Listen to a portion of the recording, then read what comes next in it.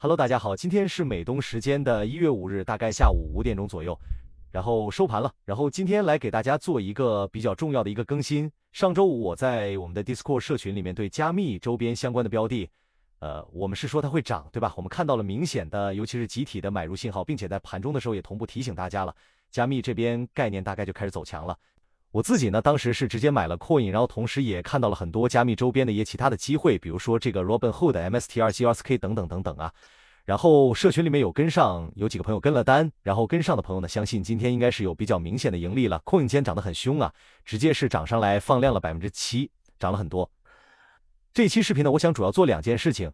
第一件事情是给所有这些短线的行情，包括这个周五的这一波，像这个 Coin、像 MSTR 等等的这些加密周边、比特币周边的股票，还有包括以太坊周边的股票，去做一个策略的一个定调，就到底我们这一波是用哪个级别去持有它，然后什么地方可以去加仓，什么地方要去减，等等等等，我会把这个持仓的策略告诉大家。然后第二个呢，我们会看一下之前长期持有的一些标的，比如说这个 AM 科尔，比如说 TXN， 比如说这个苹果、谷歌、英伟达等等一些股票长线的这几个买入的情况。但是在此之前，其实今天比加密这边涨得更让我高兴的是医保这边，Centene 和 UH 包括这个 MOH 等等这几个医保的股票，我这跟大家说过，如果你没有关注过这些股票的话，你一定要去关注。为什么？我在几个月之前我就画了 Centene 的这条线，我跟大家说过，只要它能维持到这条线之上，就是你的买入机会，就是你的持有的位置。那么它测试这条线的位置，如果测试不破，看到像这一根线或者这一根线等等的位置，测试不破就是你的上车位。好吧，今天很给力，涨了也是7%，好吗？这一波从最开始我们持有它，在28块钱就做了买入，对吧？如果你是从28块钱持有到现在，你已经盈利50%了。当然，我们之前持有28块钱的时候，在这个位置大概做过减仓，好吗？但是后面我跟大家说过，既然我们观察到这一条趋势线以后，我们就用这条趋势线来管理它整个的趋势，就不需要再去看什么1小时级别、4小时级别等等，都不需要看了，你就看这条日线，也不需要看这套指标，你就看我画的这条线，只要它没有破，就是你的持有的位置，好吗？在中间我跟大家说过，所有的回踩的地方都是你自己去找上车的机会，而且我跟大家说过，日线突破，对吧？该去加要去加，好吗？所以今天涨了不少啊，干了不少。当然，如果你想现在去做的话，盈亏比已经不好了。如果你从现在的这个价格去看，到现在破位有12%的距离，已经很多了啊。但是我还是说，这个股票我是之前跟大家说过很多次了，我们已经说了很长时间了，好吗？后续呢，如果你之前听我的，在之前这种位置做了加仓呢，你现在应该做的是继续持有。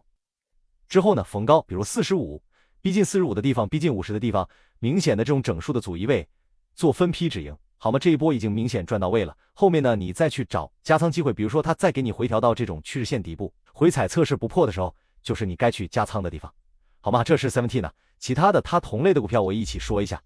Inish 我们是看4小时，为什么它的买入等级在4小时这边打了底部信号了，并且呢，小三角买入信号扎上来，你就跟着4小时去持仓就行了。但是好吗？这些都是长线股票，稍微耐心一点。Inish 如果你在这个地方买呢，到现在应该是大概8%左右了。我们之前做过一次联合健康，是在这附近做的，它之前的日线买入信号是在这里，240块钱左右。之后呢，看到我们在240块钱这个地方打出底部信号以后，小三角站上来上车，就算你最差情况买的收盘价，你要在这个位置红色三角破位买入，你这一波是赚30%左右，28%、29%啊。第二波，这是新的机会了。之前这一波清仓结束，再做新的机会，新的4小时买入信号在这里，买在这儿。后续呢，继续持有，好吧？之前看测试过，但是没破，对不对？就卡在边上，但是红三角没有打出来，那你就不要买入。后面呢，继续按照这个4小时线去拿，马上4小时也要突破了。你看到现在基本上已经贴着走了。我跟大家说过，贴着走的时候，盈亏比很好，是考虑上车的机会。现在的建仓风险大概4%左右，好吗？不是很低啊，不是很低，属于一个正常的偏高一点的风险。但是后面去找它一个日线突破机会，好吗？4小时日线，4小时应该先会突破啊，然后后面是日线突破。我们今年比较看好的就是整个医保这边，当然我们说看好它也不是说你随便做啊，不是说这个买了以后完全就可以不看了，也不是，好吗？依然是波段持有啊，不断持有。另外一个股票 MOH， 我跟大家说过，你们如果认识这些股票的话，你一定要去看，一定要去关注，对不对？日线的底，小三角站上来以后，跌破一次，测试一次，又站上来，对吧？到现在已经基本上它的价格已经是完全日线突破了，但是它的趋势还没有跟上。我们后面会有这个日线金叉的时候，现在这个位置推测它后面会有比较强的压力，要把它压下来，压到你的下面趋势线底部再往上，那这个就是你后续上车机会。但是无论如何，这个股票从你就算不是买在这里，到现在20%了。好吗？都很不错啊，这几个医保的股票，我还是再说那句话，如果你不认识、你不知道的话，你一定要去关注，关注他们是干什么的，关注他们的风险在哪，然后关注他们的趋势在哪。上车位给到了，你就等回踩位置。散金也一样啊 ，MOH 这几个股票等回踩位。UNH 的话，现价上车风险还算可控，但是你还是要确保你在4小时这边破位的时候，你要确保它算空，好吗？无论我们说多看好一个股票啊，当它的趋势跌破的时候，我就会开始看空了。你别看我现在吹它说 UNH 今年很好，我很看多 UNH， 我之前也是这样说英伟达的，但是英伟达破位之后，马上开始要转看空了，好吗？这个是波段博弈的这个角度去思考它。医保这几个股票我说清楚，盈亏比的问题我跟大家说过了，把风险上来讲，如果你的线下到你的止损位超过 5% 了，就是太多了。2-3% 是一单合理的风险值，2%以下，比如1点几、1点几，都是非常优秀的风险啊，风险很低，说明呢你是这一单的试作成本很低，你是可以买的。买了以后呢，破位把它止损清仓掉，好吗？5%以上清仓就太高了，你需要考虑减仓。如果这个操作计算方式你不会的话，你在群里面会员文档里面自己去这个新手去查看，好吗？都是有的。好，那我就话不多说，直接我们就看加密这边。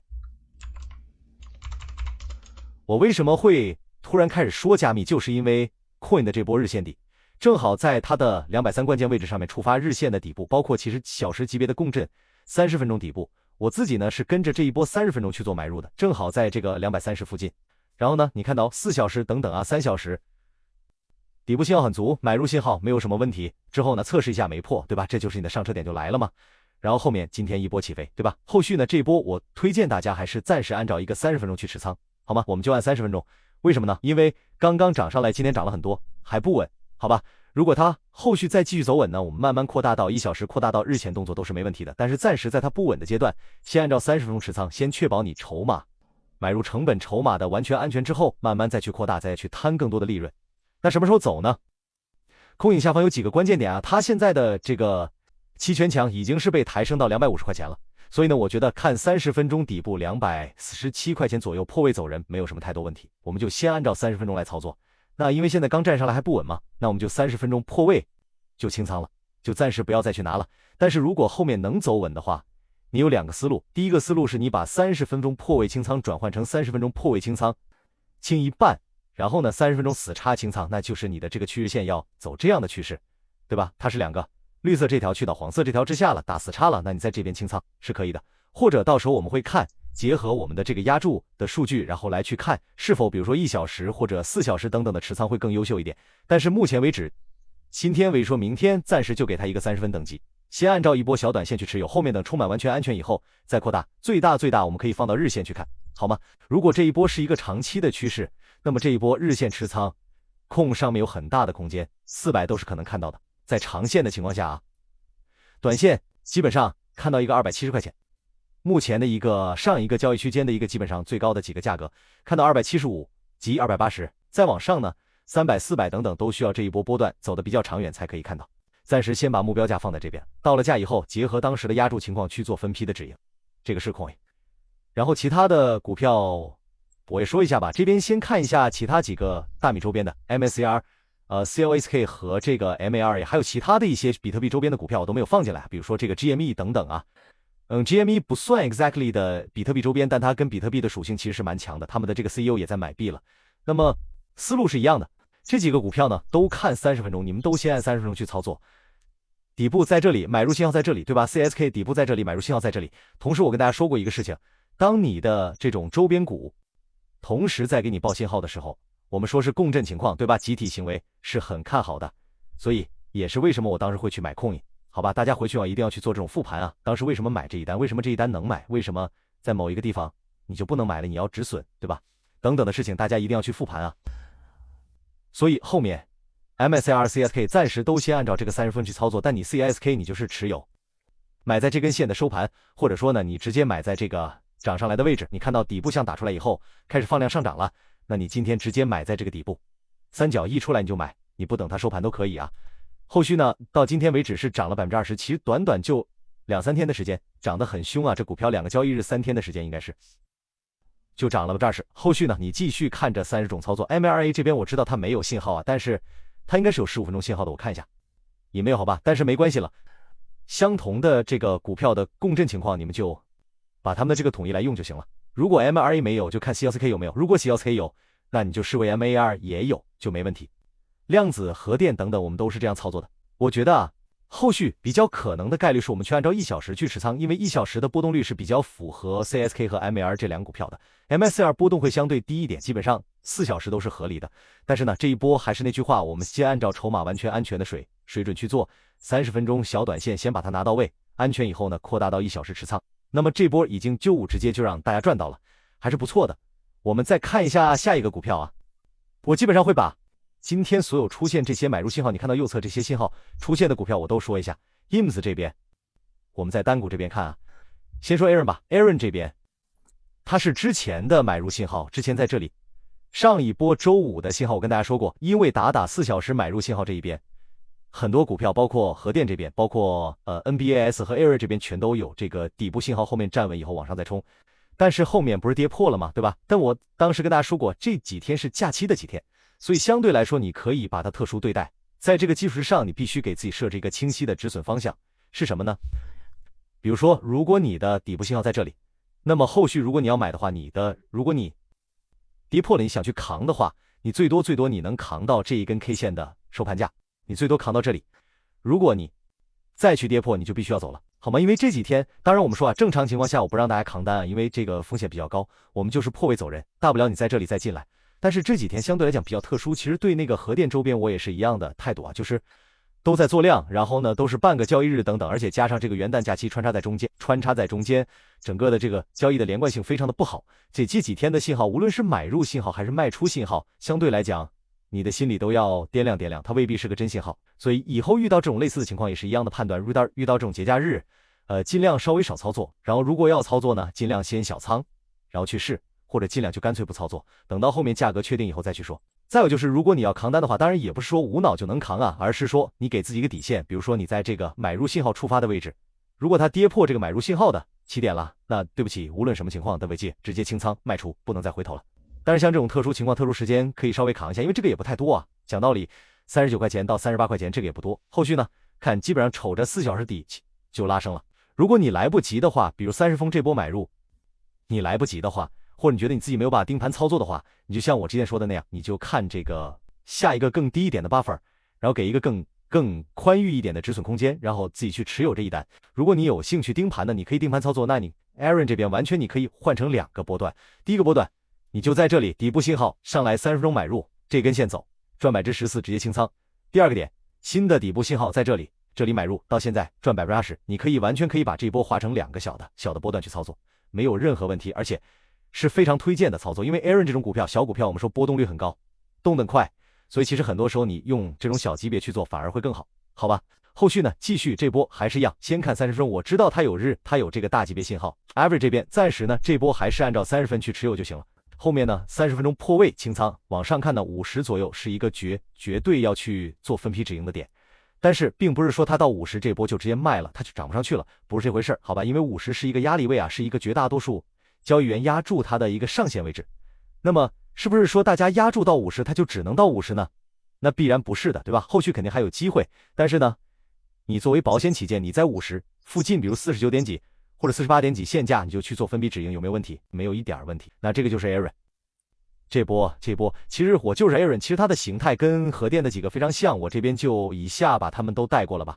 我这边说一下 IEU， 然后其他几股票是一样的操作。在这一天的时候，对不对？这一天我们看到放量日线信号站上来，但之后呢跌破了，对吧？我们跟大家说过，在这一天的时候，尤其跟大家说过缩量，而且尤其是圣诞节加上这个元旦这几天，别太当回事儿，好吧？跌破以后问题不是特别大，而且跌的不多啊，八份区都没有跌穿。